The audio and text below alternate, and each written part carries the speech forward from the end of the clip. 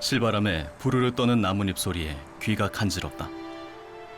저 많은 잎사귀들도 가만히 보면 다 다르다. 모양도, 크기도, 색도.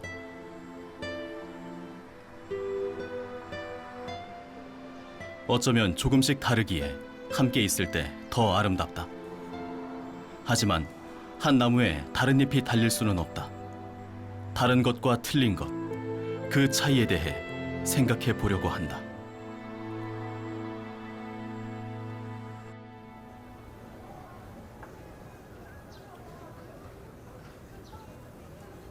김정현 씨가 종로를 다시 찾은 건 오랜만이다. 10여 년 전 동성애자였을 때 닳도록 다녔던 거리다.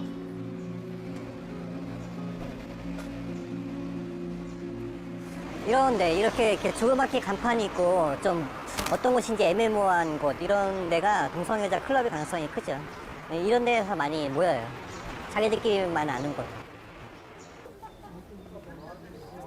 종일 인파가 몰리는 종로 거리에 어둠이 내리면 번화한 대로변을 등지고 그들만의 시간이 시작된다. 일반인들이 접근하지 않는 곳에 동성애자들이 모이는 술집과 클럽들이 있다.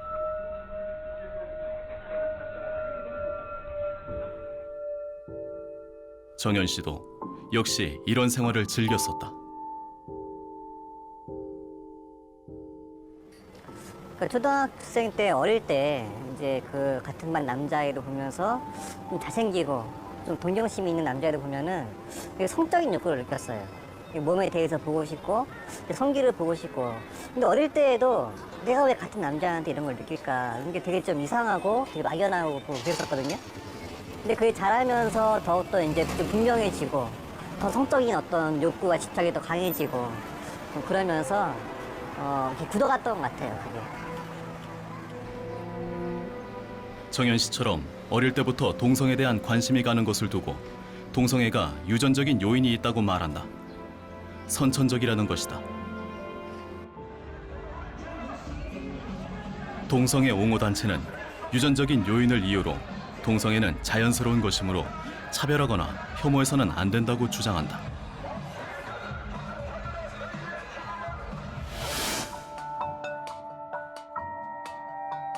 실제로 1993년 동성애자인 해머가 남성 동성애가 유전자와 관계 있다고 발표해 대서특필되면서 주목받았다.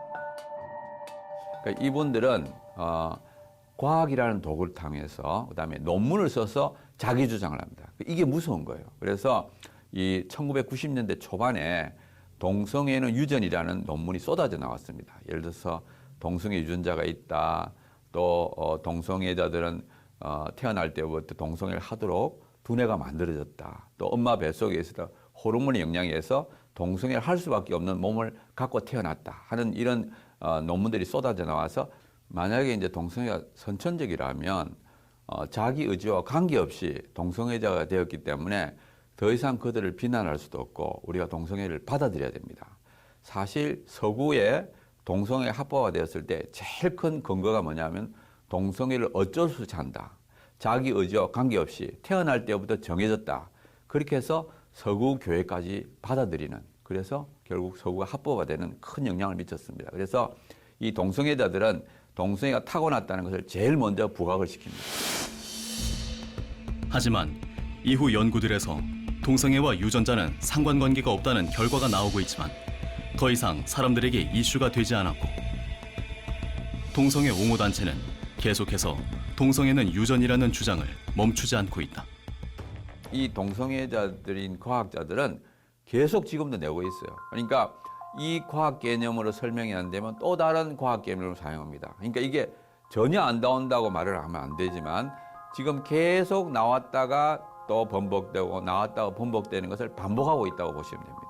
이 동성애 유전이 아니라는 가장 강력한 증거는 일란성 쌍둥이의 동성애 일치 비율입니다. 정말 동성애가 타고나는 것이라면 일란 쌍둥이의 일치 비율이 높아야 돼요. 왜냐하면 일란 쌍둥이는 유전자도 똑같고 같은 부모 밑에서 모든 선천적 영향을 동일하게 받기 때문에, 그런데 최근 들어서 대규모 조사했을 때 약 10%밖에 안 나옵니다. 근데 그 10%조차도 후천적인 영향을 같이 받았기 때문에 선천적인 영향은 10%가 안 되기 때문에 선천적이 아니다 하는 것을 나타내고 있습니다. 동성애가 유전이 아님이 분명한 사실로 밝혀진 지금, 청소년기에 시골보다 도시에서 자랐을 때 동성애 빈도가 높아진다는 설문 결과에 주목할 필요가 있다. 자라는 환경에 의해 동성애는 학습될 수 있다는 사실이다.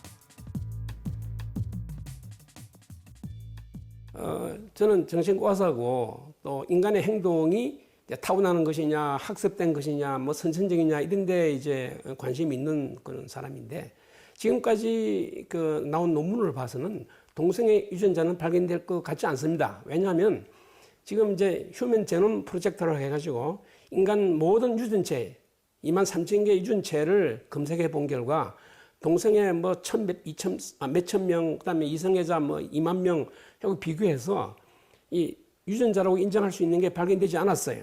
앞으로 더 많은 숫자를 하게 하더라도 동성애가 유전된다는 그 유전자는 발견되지 않을 거라고 저는 생각합니다. 이미 그 정도의 실험은 끝났다고 봅니다. 그렇지만 동성애를 일으킬 수 있는 그 인간적인 특성들, 예를 들면 성격이 예민하다든가 충동적이라든가 무슨 그 쾌락을 추구하는 성향이 있다든가 하는 거는 동성애자들에게 많을 수 있다고 보는데 그거는 동성애를 유전하는 건 아니에요. 학창 시절 같은 반 남학생들에게 동성애를 느끼면서 정현 씨는 혼란 속에 점점 동성애에 빠져들어갔다. 근데 웃겼던 것은 그때 그렇게 좋아했던 애가 한 반에 2명, 3명씩 됐었다는 거. 지금 그때는 그게 사랑이라고 생각하고 사랑은 어떤 성적인 걸로 시작된다고 생각을 했는데 그래서 그런가 보다. 또 그렇게 깊이 생각하지 않았어요. 근데 나중에 지나고 보니까 이게 정서적인 감정이 아닌 것이 한 번에 그렇게 한꺼번에 2-3명을 짝사랑한다는 것 그것부터가 말이 안 되는 것이고 그러니까 성욕을 느끼는 거니까. 그 17세까지 조사해 보면 내가 동성애가 아닌가 하고 걱정하는 애들이 뭐 50% 60%가 넘는데요. 그러다가 18세 넘어가면 고등학교 졸업하고 대학 들어가게 되면 난 동성애가 아니야라고 생각하는 사람이 98% 넘죠. 다 정리가 돼요. 그 전에 이렇게 입으로 저렇게 해보고 하는 것은 청소년 특유의 모험이라고 볼 수 있는데 그거를 너무 제약시하면 애들은 그 고정관념에 빠지기 쉬워서 오히려 더 고민하게 되니까 이렇게 너그럽게 봐주면서 그런 거 아니야라고 이렇게 얘기해 주면 좋겠고. 거리는 불금을 즐기려는 사람들로 가득하다.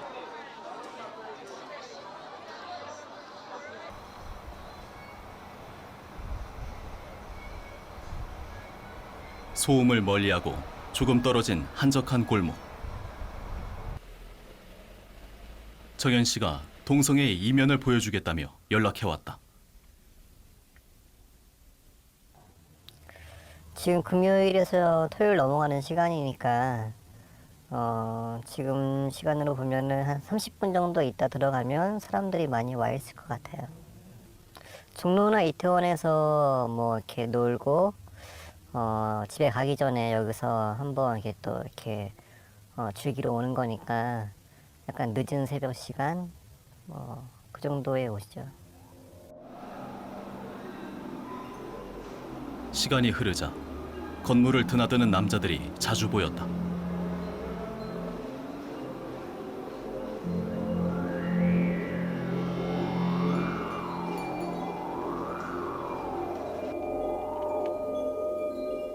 (10년) 만에 다시 찾은 저곳은 어떤 곳일까?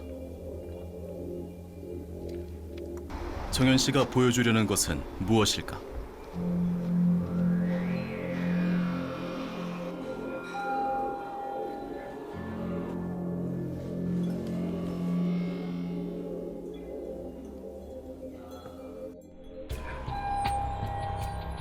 이곳은 소위 찜방으로 불린다.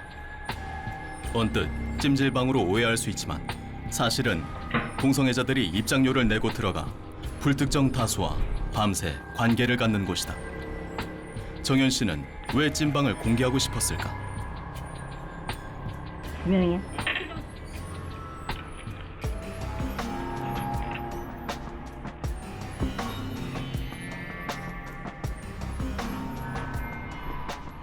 여기를 오가는 사람들은 모르죠. 이쪽에 있는 인근 주민이나 이 건물에 있는 상점에 있는 뭐 이렇게 하시는 분들도 전혀 이러한 것을 모르죠. 여기가 이러한 진짜 끔찍한 일이 벌어지는 곳인지 전혀 모르기 때문에 솔직히 그 자리에 있을 거라고 생각을 안 했는데 가서 보니까 여전히 영업을 하고 있고 또 여전히 여기를 드나드는 사람이 있고 여전히 안에서 그러한 행위를 하고 있고 좀 놀랍기도 하고 좀 불쌍하기도 하고 평생 여기에 매여서 할 수밖에 없으니까 이렇게 하지 않으면은 생육을 해소할 수 없고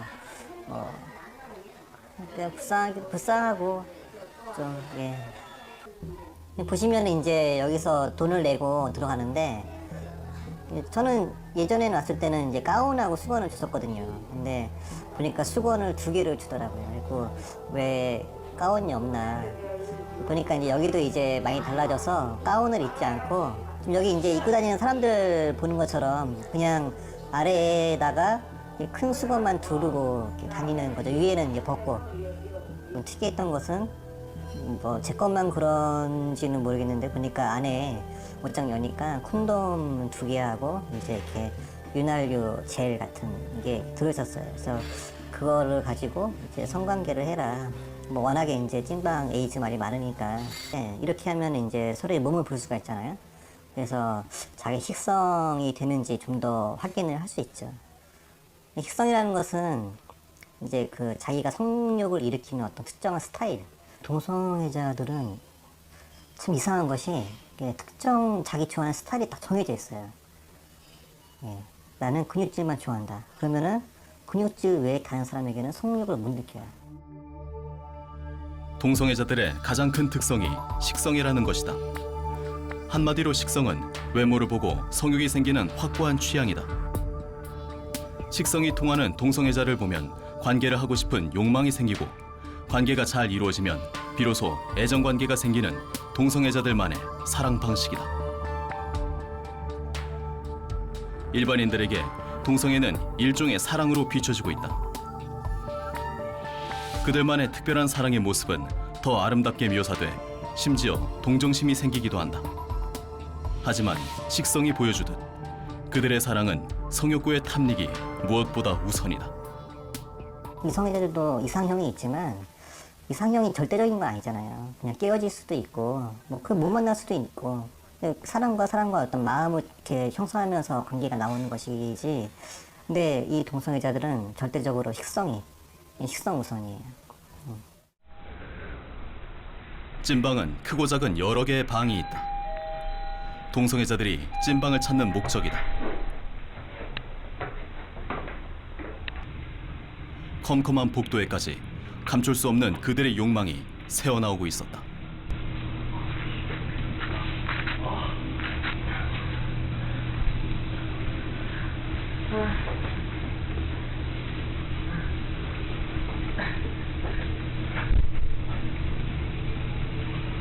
지금 그 신음소리가 나왔잖아요. 지금 이 방에서 지금 관계가 이루어지고 있는 거예요. 뭐 2명, 3명 들어가서 이제 여기서 이제 성관계를 갖는 거죠. 동성애자였던 정현 씨에게마저 충격적인 일들이 벌어지고 있는 찐방. 그렇다면 찐방에서 이루어지는 동성애자들의 관계는 과연 안전할까? 남성 동성애자들의 학문 성교는 곤지름, 변실금, 그리고 임질과 매독 같은 성병들, 나아가 에이즈 감염의 원인이 되고 있다. 더욱이 위생이 보장되지 않는 찐방 같은 곳이 성행하는 한 그 우려는 더 커질 수밖에 없다. 좀 이 사람 저 사람 좀 찾아다니면서 좀 이렇게 가볍게 즐기다가 또 다른 사람한테 가고 몇 차례 옮겨가는 경우도 굉장히 많이 있죠. 이런 상황에서는 성병이 담보가 안 돼요. 성병이 굉장히 무섭게 퍼지고 또 콘돔만으로 성병을 다 막을 수 있는 것도 아니고 콘돔을 안 쓰는 경우도 굉장히 많이 있어요. 동성애자들도 뭐 학문 성관계를 한다고 해서 다 콘돔 쓰는 것도 아니고 관계하다가 빼버리는 경우도 있고 그래서 그럴 경우에는 그냥 성병이 그냥 무차별적으로 퍼져나가는 거죠. 한국이 에이즈 확산 위험 국가로 지정됐다는 사실을 아는 국민은 많지 않다. 2013년 에이즈 감염자 수가 10,000명을 넘었고 이것은 에이즈가 급격히 증가할 수 있다는 위험을 경고하는 신호다. 전 세계적으로 현재 매년 발생하는 에이즈 감염 발생이 서서히 줄어들고 있습니다. UNAIDS는 2030년이 되면은 지구상에서 에이즈 유행을 종식시키겠다고까지 이렇게 자신 있게 얘기를 하고 있습니다. 근데 우리나라에서는 그런 세계적인 경향과는 달리 정말 예기치 않게 도리어 빠른 속도로 에이즈 감염이 증가되고 있어요. 2010년 이후에 매년 발생하는 에이즈 감염 발생 수가 빠르게 증가하더니 2013년에는 1년에 1000명 이상 발생이 되고 있습니다. 그런데 최근에는 1200명 정도 발생되면서 누적 감염인 수가 15,000명을 훌쩍 넘었단 말이죠. 올해 대한감염학회 춘계학술대회에서 김준명 교수 연구팀은 국내 HIV 감염 경로 분석 결과를 발표했다. 한국 HIV 에이즈 코호트 연구라는 것은 질병관리본부와 전국의 20여 개 대학 및 종합병원이 전향적으로 그리고 또 다기관적으로 코호트 연구 사업을 갖다 벌이는 것인데 2006년에 코호트가 구축이 되었어요. 벌써 10년이 넘게 그 자료가 모아졌는데 그 자료를 통해서 최근에 감염 경로에 대해서 연구 결과가 발표된 것이죠. 젊은 연령군으로 갈수록 동성 및 양성 간 성접촉 비율이 증가하였으며 특히 18세에서 29세의 젊은 연령군에서 동성 및 양성 간 성접촉은 71.5%로 나타났다. 18세에서 29세의 젊은 연령군을 좀 더 세분화하였을 때 연령이 젊을수록 동성 및 양성 간 성접촉에 의한 감염이 크게 증가하였으며 놀랍게도 18세에서 19세의 10대에서는 92.9%가 동성 및 양성 간 성접촉에 의해 감염됐다. 따라서 우리나라에서 가장 주된 감염 경로는 동성 및 양성 간 성접촉이라는 것이죠. 여기서 양성 간의 성접촉이란 것은 주로 동성애자에서 일부에서 이성 간의 성접촉을 하는 경우를 갖다 말하고 있습니다.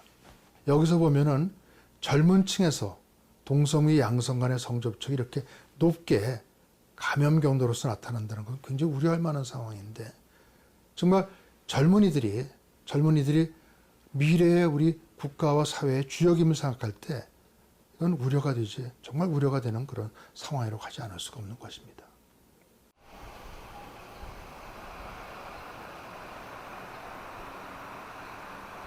어르신 안녕하세요. 아이고. 아이고 얼른 죽겠어. 아이고 왜 죽으세요? 왜 죽으세요? 살아야죠. 죽는 날까지 며칠 고통이라서 어떻게 살겠어. 아유 그래도 약 잘 드시고 끝까지 살아야죠. 하나님 감사합니다. 동성애로 인한 에이즈 환자를 매일 돌보는 염한섭 원장. 감사합니다. 염 원장은 에이즈와 동성애의 연관성에 대해 반드시 알려야 한다고 주장한다. 식사 잘 하시고 다른 데 아픈 데 없으셨어요? 할 수 없죠. 일부 단체에서 동성애와 에이즈가 연관성이 없을 뿐더러 에이즈에 감염돼도 감기, 몸살, 그리고 당뇨, 고혈압 같은 정도의 만성적인 질병에 불과하고 전혀 심각하거나 인간에게 위해를 주지 않는다라는 주장을 펼치고 있는 것에 대해서 굉장히 의사로서 우려를 하고 있습니다. 왜 그러냐면 절대 에이즈는 간단한 질병이 아니고 틀림없이 사망을 초래하는 무서운 질병입니다. 에이즈는 사상자만 나타낼 뿐 아니라 많은 후유증과 합병증으로 인해서 남은 인생을 장애와 후유장애에 시달리며 살게 만드는데 에이즈 바이러스가 뇌세포를 갉아먹어서 뇌를 썩게 만듭니다. 그래서 반신불수, 전신마비, 식물인간 등 끔찍한 몸 상태가 되게 되고 장기간 지속된 동성애 항문 성교로 인해서 대다수의 동성애 에이즈 환자분들이 항문이 다 터지고 썩어 들어가서 24시간 피가 줄줄줄 나오는 정말 일상생활을 할 수 없는 나쁜 건강 상태를 보이고 있습니다. 따라서 에이즈가 단순한 질병이다라고 말하는 것은 의도적으로 에이즈의 위험성을 감춰서 에이즈에 대한 경각성을 약화시키는 나쁜 생각이라고 생각합니다. 그렇다면 에이즈는 감염자만의 문제일까? 우리나라는 에이즈 치료비 전액을 국가가 부담하고 있다. 2012년부터 2016년까지 에이즈 환자 총 진료비는 약 4,484억 원, 이에 따른 건강보험 지출은 약 4,122억 원에 달했다. 국민의 세금으로 에이즈를 치료하는 현실에서 에이즈가 급증하는 상황은 남이 아닌 바로 우리 모두가 직면하고 있는 문제가 아닐 수 없다.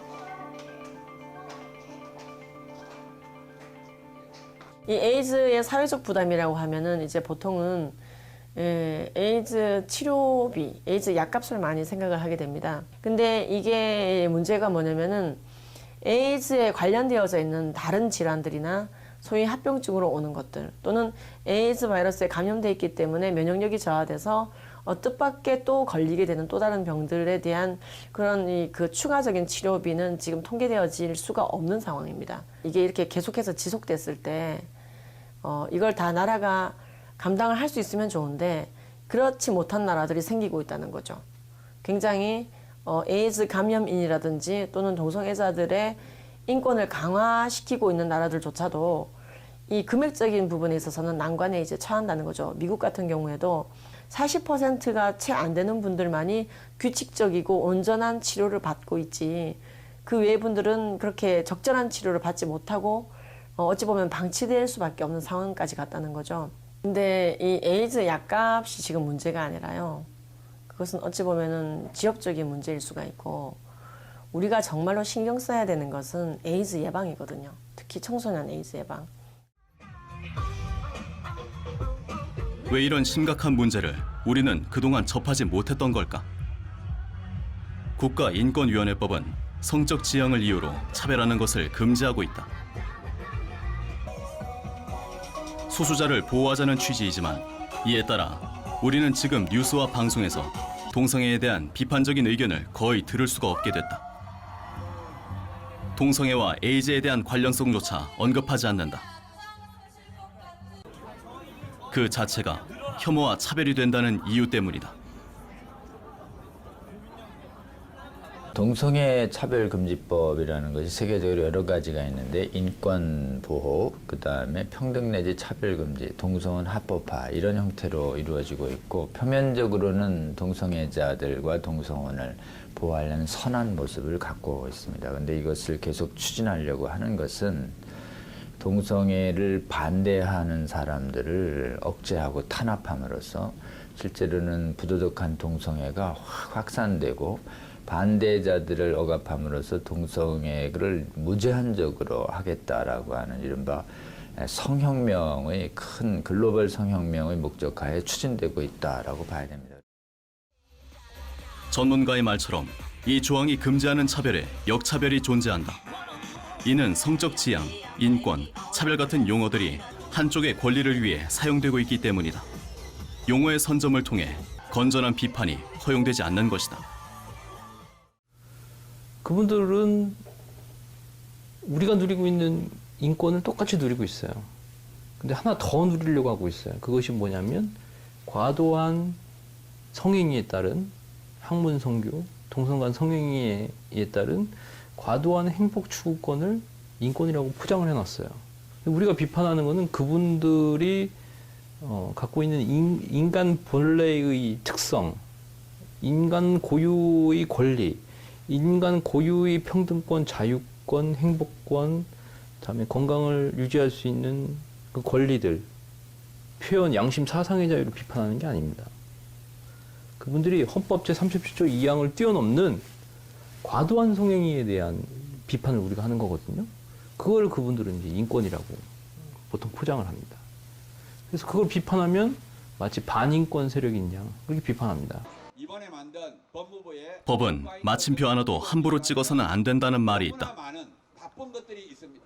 차별금지법 제정에 동성애 단체가 개입한 자체도 문제거니와 법 자체가 역차별적인 영향력을 행사하고 있는 것이다.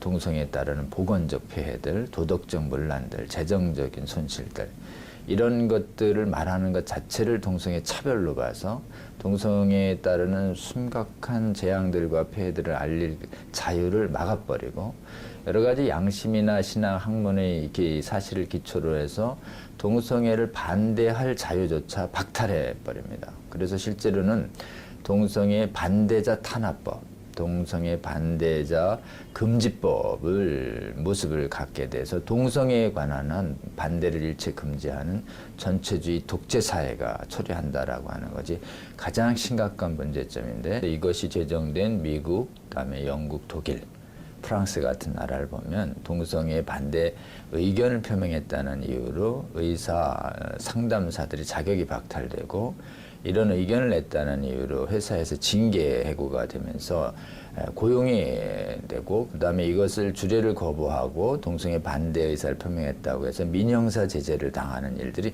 속출하고 있는 것이죠. 그래서 이른바 문명 선진국에서 동성애 독재법이다라고 하는 야만적인 법을 만들어서 동성애 반대하는 양심적인 국민들과 지성인들을 탄압하고 있는 것이 현실이어서, 그 현실을 있는 그대로 알려줘도 설마 그럴 리가 있겠냐고 자꾸 이렇게 안 믿으려고 하는 것이죠. 도덕이 법이 되기 위해서는 사회적인 공론이 필요하다. 과연 우리 사회에서 동성애가 법으로 보호받을 만큼 동성애의 명함에 대한 공론화가 이루어지고 있을까? 이미 건전한 비판조차 혐오가 되고 차별이 되는 현실에서 제대로 된 공론화가 가능한가? 이런 상황에서 2007년, 2010년, 2013년에 동성애를 포함한 차별금지법을 제정하려는 시도가 있었고 현재도 진행 중이다. 이에 대한 옹호와 반대로 나뉘어 치열한 다툼이 벌어지고 있다. 미국에서는 그 혐오 표현 금지법이라고 있습니다. 근데 이건 뭐냐면 그 자기 혐오적인 발언을 했을 때는 당연히 처벌받는 건데, 구체적으로 들어갔을 때 내가 동성애자들도 변할 수가 있다. 그다음에 남성 간 동성 행위는 에이즈의 주 위험군이다라는 표현도 그들에게 듣기 싫다고 모욕감을 느꼈다고 차별적 행위라고 이렇게 규정해 버리고, 그런 사람들을 반인권적인 사람으로 규정해서 처벌할 수 있는 법이 바로 차별금지법에 있는 겁니다. 그래서 우리가 과연 그런 것들도 차별을 볼 수 있느냐, 가장 중요한 건 기준에 대한 부분이 저마다 다르기 때문에 이 부분에서는 정말 심각한 그 사회적인 합의가 필요하다. 이 동성애에 대해서 무관심하고 자기 일이 아니라고 생각하는 사람들이 참 많습니다. 그런데 그렇지 않습니다. 차별금지법이 통과되면 학교에서 동성애를 정상회를 가르치고, 그러면 우리의 자녀들이 동성애에 대한 확률이 높아지게 되고, 또 이 동성애라는 에이즈 걸릴 확률이 높아집니다. 그래서 이건 남의 일이 아니고 우리의 자녀의 일이다, 이렇게 생각하셔야 된다고 생각합니다.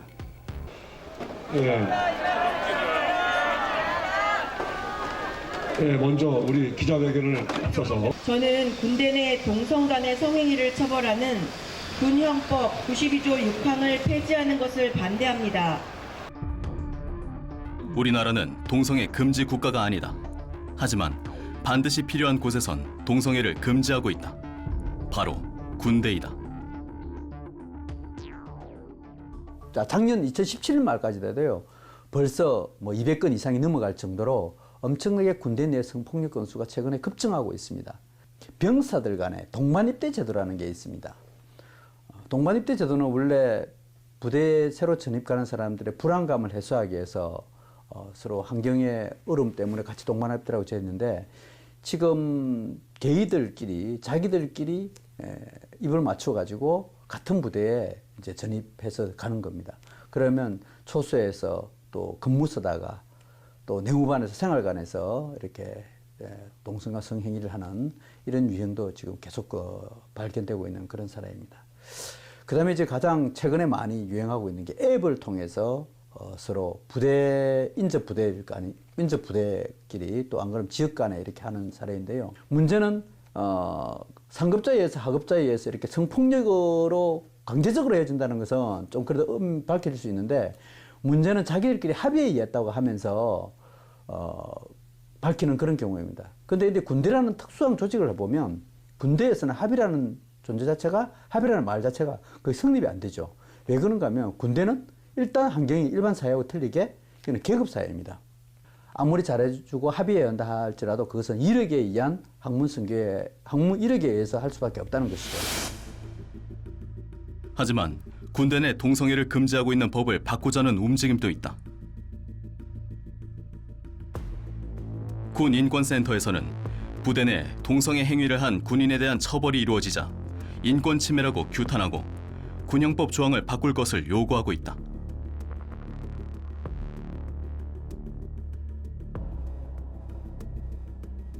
군대 내 동성애자의 인권을 지키자며 군 형법까지 바꿔야 한다는 요구는 군 인권센터뿐만 아니라 동성애 단체와 국가인권위원회까지 나서고 있다. 군대 내 동성애자를 보호하자는 주장에서 피해자에 대한 고려는 있을까? 군형법 92조 6이 반드시 우리나라 같은 경우는 필요합니다. 먼저 왜 그런가 하면 우리나라 남자들은 누구나 다 군대 가게 됩니다. 이것은 만약에 군형법 92조 6이 없어진다 그러면 아마 우리나라 그 부모들은 아마 군대 안 보내기 운동이 일어날 겁니다. 대군 불신이 일어날 거예요. 왜? 지금 군대 내 동성애가 매우 심각하게 벌어지고 있으니까요. 그래서 대군 불신을 해소하는 차원이고 정말 국민에서 대군 신뢰적인 측면에서 유지한다는 측면에서도 군형법 92조 6은 반드시 유지되어야 됩니다. 동성애 확산은 군대뿐만 아니라 바로 우리 가정에도 미치고 있다. 동성애자들이 어린 청소년들에게 그들의 순결한 성을 사는 방식이다. 동성애자들이 많이 이용하는 게이 어플에는 바터 말벌을 구하는 글이 매일 수없이 올라오고 있다. 이 핸드폰을 통해서 애플리케이션을 통해서 파트너를 찾았습니다. 이름도 안 나오고 전화번호도 안 나옵니다. 이분들의 글을 보면 그 어린 친구들을 되게 좋아해요. 왜 좋아하냐면 경험이 없으니까 일단, 그리고 젊으니까 성적 쾌감이 크겠죠. 근데 그건 범죄 행위입니다. 근데 이분들도 알아요, 그게. 근데 가장 우려스러운 것 중에 하나가 뭐냐면 이 공간에, 지금 여기서 활동하는 이 공간에 교복을 입고 있는 우리 아이들이 있다는 겁니다. 이 바터말바는 시세가 3만 원에서 5만 원 정도로 형성돼 있어요. 근데 이게 학문 선교라는 게 이제 한 번, 두 번, 세 번 하다 보면 전립선을 건드리는 쾌감에 빠지거든요. 그래서 동성애의 세계에 빠지는 겁니다. 간단한 애플리케이션 하나로 사회 곳곳에 확산되고 있는 동성애. 동성애는 절대로 변하지 않으며 그렇기 때문에 어디서든 당당하고 떳떳하게 살 수 있게 해달라고 요구한다. 과연 동성애는 벗어날 수 없는 것일까? 김선욱 씨는 2년 가까이 이곳에서 상담을 받고 있다. 동성애를 벗어나기 위한 상담과 케어를 위해 아예 지방에서 서울로 올라왔다. 다들 이제 말리잖아요. 이제 부모님도 이제 말리고 이제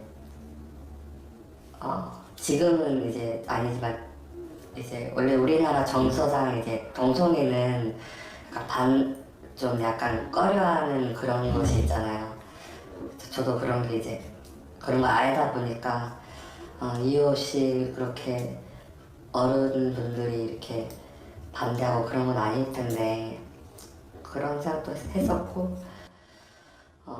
선욱 씨가 이곳에서 상담을 받는 데엔 특별한 이유가 있다. 너무 갈 길이 먼 것 같고 막 너무 막상 먹으니까 더딘 것 같고 그래도 잘 이기는 그 마음이 내가 듣고 싶네. 정상회적인 탈동성애 상담을 하는 박진권 씨.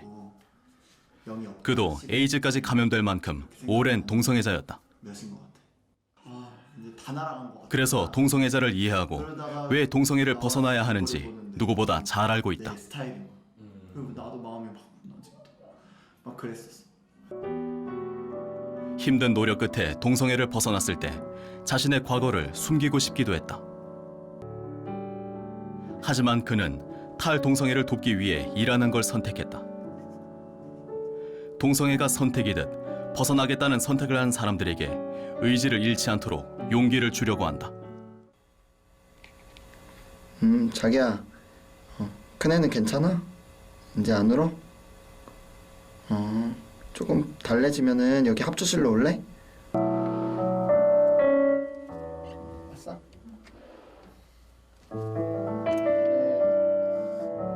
박진권 씨에겐 아내와 가정이 있다.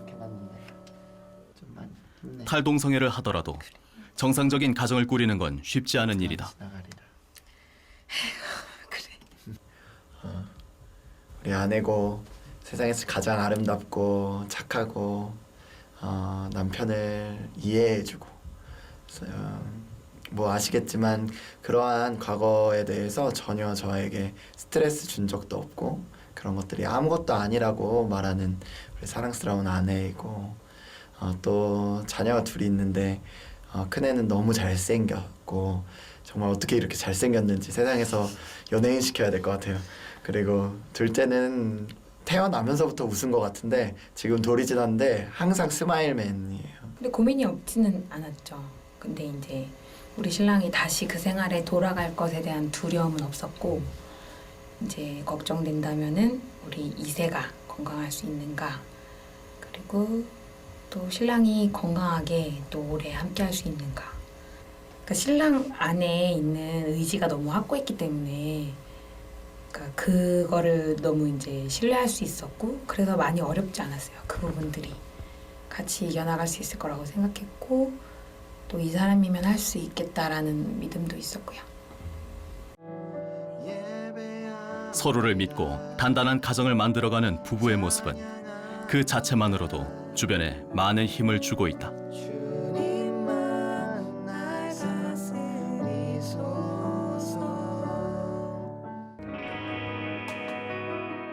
동성애는 운명이 아니라 자신이 선택한 삶이다. 선택에는 책임이 따른다. 그리고 동성애는 이제 우리 사회에 선택을 요구하고 있다.